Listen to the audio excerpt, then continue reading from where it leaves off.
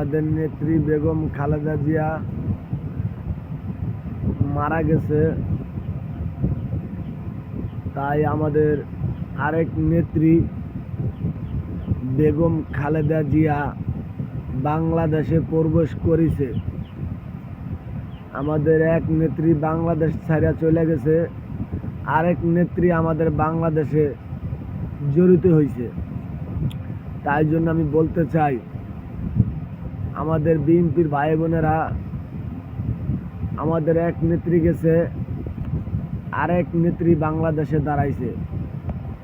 তাই আমরা কি সবাই একযোগ হই?